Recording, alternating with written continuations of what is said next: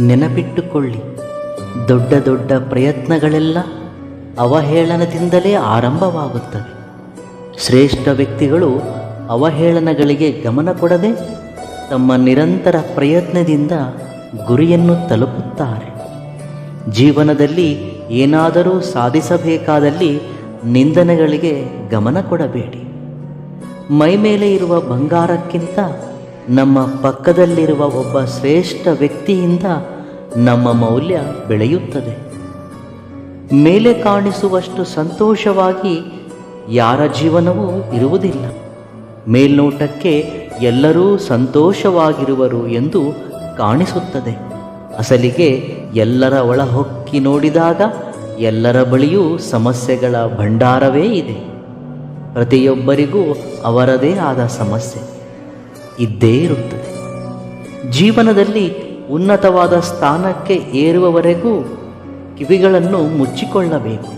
ಏಕೆಂದರೆ ಏರುವ ಮಧ್ಯದಲ್ಲಿ ಬರುವ ನಿಂದನೆಗಳನ್ನು ಇಳಿಸಿಕೊಂಡರೆ ಎತ್ತರಕ್ಕೆ ಏರಲು ಆಗುವುದಿಲ್ಲ. ನಮ್ಮ ಕೈ ಹಿಡಿದು ನಡೆಸಿದವರನ್ನು ಹಾಗೂ ನಮ್ಮ ಕೈ ಹಿಡಿದು ನಡೆಯುವವರನ್ನು ಯಾವತ್ತೂ ಮರೆಯಬೇಡ. ಹಾಗೆ ಯಾವತ್ತೂ ಕೈ ಬಿಡಬೇಡ. ಶರೀರಕ್ಕೆ ಮರಣ ಒಂದು ಬಾರಿ ಮಾತ್ರವೇ, ಆದರೆ ಮನಸ್ಸಿಗೆ ಮಾತ್ರ ತಪ್ಪು ಮಾಡಿದ ಪ್ರತಿ ಬಾರಿಯೂ ಮರಣವೇ. ಅಣುವಿನಷ್ಟು ಅರ್ಥ ಮಾಡಿಕೊಳ್ಳದಿರುವ ಮನಸ್ಸು ಇಲ್ಲದಿದ್ದರೆ ಆಕಾಶದಷ್ಟು ಪ್ರೇಮವಿದ್ದರೂ ವ್ಯರ್ಥವೇ. ಹಿಂದೆ ಹೋಗಿ ನಮ್ಮ ಗತವನ್ನು ಬದಲಾಯಿಸದೇ ಇರಬಹುದು, ಆದರೆ ಮುಂದೆ ಹೋಗಿ ನಮ್ಮ ಭವಿಷ್ಯತ್ತನ್ನು ತಪ್ಪದೇ ಬದಲಾಯಿಸಿಕೊಳ್ಳಬಹುದು. ಕೆಲವು ಬಾರಿ ಕಠಿಣವಾದ ಮನಸ್ಸಿನ ಹಿಂದೆ ಸಹೃದಯ ಇರುತ್ತದೆ. ಕೋಪದಿಂದ ಆಡಿದ ಮಾತಿನ ಹಿಂದೆ ಜವಾಬ್ದಾರಿಯಿಂದ ಕೂಡಿದ ಪ್ರೇಮ ಇರುತ್ತದೆ. ಆದರೆ ಅವುಗಳನ್ನು ಯಾರೂ ಗಮನಿಸುವುದಿಲ್ಲ. ಹವ್ಯಾಸಗಳು ಆಯುಧಗಳ ಹಾಗೆ. ಒಳ್ಳೆಯ ಹವ್ಯಾಸಗಳಾದರೆ ಜೀವನವನ್ನು ಮೇಲಕ್ಕೆತ್ತುತ್ತವೆ. ಅದೇ ಹವ್ಯಾಸಗಳು ಕೆಟ್ಟವಾದರೆ ಮೇಲಕ್ಕೆತ್ತಿದ ಜೀವನವನ್ನು ಕೂಡ ಕೆಳಗೆ ಹಾಕಬಲ್ಲವು.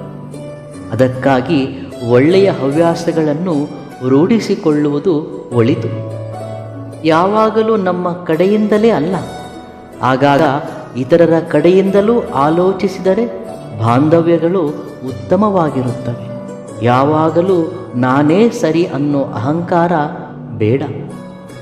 ಜವಾಬ್ದಾರಿ ಅನ್ನೋದು ಯಾವಾಗಲೂ ಕೂಡ ಭಾರವಾಗಿಯೇ ಇರುತ್ತದೆ. ಸಾಮರ್ಥ್ಯ ಇರುವವರು ಮಾತ್ರವೇ ಅದನ್ನು ಸಕ್ರಮವಾಗಿ ನಿಭಾಯಿಸಬಲ್ಲರು. ಮರಣವೇ ಅಲ್ಲ, ಕೆಲವರ ಚುಚ್ಚು ಮಾತುಗಳು ಕೂಡ ಮನುಷ್ಯರನ್ನು ಕೊಲ್ಲುತ್ತವೆ. ಅದಕ್ಕಾಗಿ ಮಾತಿನಲ್ಲಿ ಹಿಡಿತವಿರಲಿ. ಮನುಷ್ಯರೊಂದಿಗೆ ಕೂಡಿದ ಬಾಂಧವ್ಯಗಳು ಮನಸ್ಸು ಬದಲಾಯಿಸುವವರೆಗೆ ಮಾತ್ರ ಇರುತ್ತದೆ. ಆದರೆ ಮನಸ್ಸಿನೊಂದಿಗಿನ ಬಾಂಧವ್ಯಗಳು ಮಣ್ಣಲ್ಲಿ ಮಣ್ಣಾಗುವವರೆಗೂ ಜೊತೆಯಲ್ಲೇ ಇರುತ್ತವೆ. ಮಕ್ಕಳನ್ನು ಬೆಳೆಸುವುದು ಒಂದು ಉತ್ತಮವಾದ ಕಾರ್ಯ. ಮಕ್ಕಳನ್ನು ಶ್ರೇಷ್ಠ ರೀತಿಯಾಗಿ ಅಥವಾ ಸಾಮಾನ್ಯ ರೀತಿಯಾಗಿಯೂ ಬೆಳೆಸಬಹುದು. ಹುಟ್ಟುತ್ತಲೇ ಯಾರೂ ಶ್ರೇಷ್ಠವಾಗಿ ಅಥವಾ ಸಾಮಾನ್ಯವಾಗಿ ಹುಟ್ಟುವುದಿಲ್ಲ. ನಾವು ಬೆಳೆಸುವ ರೀತಿ ಮತ್ತು ಸುತ್ತಲಿನ ಸಮಾಜ ಅವರನ್ನು ಆ ರೀತಿ ನಿರ್ಮಿಸುತ್ತದೆ. ಈ ಪ್ರಪಂಚದಲ್ಲಿ ಇದುವರೆಗೂ ಆಗಿ ಹೋದ ಎಷ್ಟೋ ಮಹಾನ್ ವ್ಯಕ್ತಿಗಳ ಹಿಂದೆ ಅವರ ತಂದೆ ತಾಯಿ ಮತ್ತು ಗುರುಗಳು ಇದ್ದಾರೆ. ಮಕ್ಕಳನ್ನು ಶ್ರೇಷ್ಠ ವ್ಯಕ್ತಿಗಳಾಗಿ ನಿರ್ಮಿಸುವ ಜವಾಬ್ದಾರಿ ಇವರದೇ. ಎಲ್ಲ ಮಕ್ಕಳಲ್ಲಿ ಇರುವ ಶ್ರೇಷ್ಠತೆಯನ್ನು ಪರಿಚಯಿಸಬೇಕು. ಅವರ ಮಹಾಂತನವನ್ನು ಗಮನಿಸಬೇಕು. ಹಾಗೆ ಮತ್ತೊಂದು ಮಗುವಿನೊಂದಿಗೆ ತುಲನೆ ಮಾಡಬಾರದು. ಅವರವರಲ್ಲಿರುವ ಮಹಾನ್ ಗುಣವನ್ನು ಗಮನಿಸಿ ಬೀಜವಾಗಿ ಪೋಷಿಸಿ ಹೆಮ್ಮರ ಮಾಡಬೇಕು.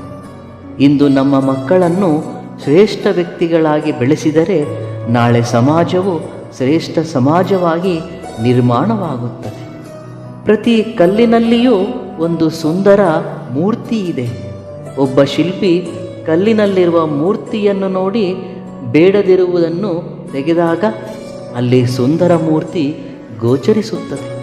ಹಾಗೆ ಮಗುವಿನಲ್ಲಿರುವ ಶ್ರೇಷ್ಠತೆಯನ್ನು ನೋಡಿ.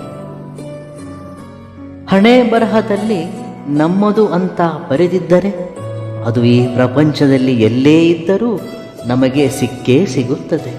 ಅದು ವಸ್ತುವಾಗಲಿ, ವ್ಯಕ್ತಿಯಾಗಲಿ ಅಥವಾ ಏನಾದರೂ ಆಗಲಿ. ನಂಬಿಕೆ ಅನ್ನುವುದು ಇತರರ ಮೇಲೆ ಅಲ್ಲ, ನಮ್ಮ ಮೇಲೆ ನಮಗೆ ಇದ್ದಾಗ ಮಾತ್ರ ಜೀವನದಲ್ಲಿ ಸಫಲವಾಗಲು ಸಾಧ್ಯ. ಒಬ್ಬರಿಗೆ ಮಾತು ಕೊಡುವುದಕ್ಕೆ ಮುಂಚೆ ಚೆನ್ನಾಗಿ ಯೋಚಿಸು, ಏಕೆಂದರೆ ನಿನಗೆ ಅದು ಕೇವಲ ಮಾತೇ ಇರಬಹುದು, ಆದರೆ ಆ ಮಾತು ತೆಗೆದುಕೊಂಡವರಿಗೆ ಅದು ಒಂದು ನಂಬಿಕೆ. ಇತರರನ್ನು ನಿಂದಿಸುವ ಅಭ್ಯಾಸ ಇರುವವರಿಗೆ ನಿಜ ತಿಳಿದುಕೊಳ್ಳಬೇಕೆಂಬ ಆಸಕ್ತಿ ಇರುವುದಿಲ್ಲ. ಇತರರನ್ನು ಸುಮ್ಮನೆ ನಿಂದಿಸುವುದೇ ಅವರ ಕೆಲಸ. ನೀನು ಧರಿಸಿದ ವಸ್ತ್ರ ಮತ್ತು ಆಭರಣಗಳಿಂದ ನಿನ್ನ ಒಂದು ಬಾಹ್ಯ ಸೌಂದರ್ಯ ತೋರಿಸುತ್ತದೆ, ಆದರೆ ನೀನು ಮಾತನಾಡುವ ಮಾತು ನಿನ್ನ ಮನಸ್ಸಿನ ಸೌಂದರ್ಯವನ್ನು ತೋರಿಸುತ್ತದೆ. ಯಾವುದೇ ಬಾಂಧವ್ಯದಲ್ಲಿ ಹೇಳುವ ಮತ್ತು ಕೇಳುವ ಸಲಿಗೆ ಇದ್ದಾಗ ಮಾತ್ರ ಆ ಬಾಂಧವ್ಯ ಕೊನೆಯವರೆಗೂ ಉಳಿಯುತ್ತದೆ. ಜೀವನದಲ್ಲಿ ಕೆಲವು ಬಾರಿ ತಪ್ಪು ಮಾಡದಿದ್ದರೂ ಶಿಕ್ಷೆ ಅನುಭವಿಸಬೇಕಾಗುತ್ತದೆ. ಜೀವನದಲ್ಲಿ ಇದ್ದಲ್ಲಿಯೇ ಇರದೆ ಉನ್ನತವಾಗಿ ಬೆಳೆಯಬೇಕು. ಅದಕ್ಕೆ ತಗ್ಗಿ ನಡೆಯುವುದನ್ನು ಕಲಿಯಬೇಕು.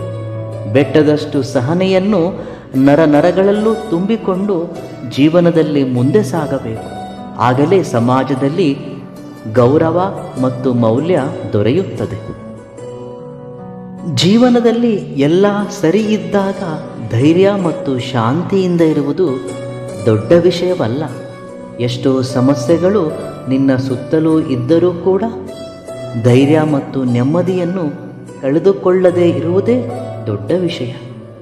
ನಾವು ಬರೆಯುವ ಅಕ್ಷರಗಳು ತಪ್ಪಾದರೆ ಸರಿಪಡಿಸಿಕೊಳ್ಳುವುದು ಸುಲಭ, ಆದರೆ ನಾವು ನಡೆಯುವ ಮಾರ್ಗ ತಪ್ಪಾದರೆ ಸರಿಪಡಿಸಿಕೊಳ್ಳುವುದು ಬಹಳ ಕಠಿಣ. ಜೀವನ ಒಂದು ನದಿಯ ಪ್ರವಾಹವಿದ್ದಂತೆ. ಪ್ರವಾಹ ಯಾವಾಗ ಯಾವ ತಿರುವು ಪಡೆದುಕೊಳ್ಳುತ್ತದೆ ಎಂದು ಊಹಿಸಲು ಅಸಾಧ್ಯ. ಜೀವನವೂ ಅಷ್ಟೇ, ಯಾವಾಗ ಯಾವ ತಿರುವು ಪಡೆದುಕೊಳ್ಳುತ್ತದೆ ಎಂದು ಹೇಳುವುದು ಅಸಾಧ್ಯ. ಪ್ರತಿ ತಿರುವನ್ನು ಸ್ವೀಕರಿಸಬೇಕು. ಒಂದು ಬಾರಿ ಮುಂದೆ ಸಾಗಿದರೆ ಹಿಂತಿರುಗುವುದು ಅಸಾಧ್ಯ.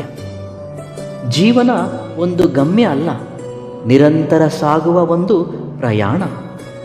ಸಂತೋಷ ಇರುವ ಕಡೆ ಬದುಕಬೇಕೆಂದು ಅಂದುಕೊಳ್ಳುವುದಕ್ಕಿಂತ ನೀನು ಇರುವ ಕಡೆ ಸಂತೋಷವನ್ನು ಸೃಷ್ಟಿಸಿಕೊ. ಆಗ ನಿನ್ನ ಜೀವನ ತೃಪ್ತಿದಾಯಕವಾಗಿ ಇರುತ್ತದೆ. ಇವೆಲ್ಲವುಗಳಲ್ಲಿ ನಿಮಗಿಷ್ಟವಾದ ಸೂಕ್ತಿಯನ್ನು ಕಾಮೆಂಟ್ ಮುಖಾಂತರ ತಿಳಿಸಿ. ವಿಡಿಯೋ ಇಷ್ಟವಾದಲ್ಲಿ ಸಬ್ಸ್ಕ್ರೈಬ್ ಮಾಡಿ ಮತ್ತು ಲೈಕ್ ಮಾಡಿ. ಧನ್ಯವಾದಗಳು.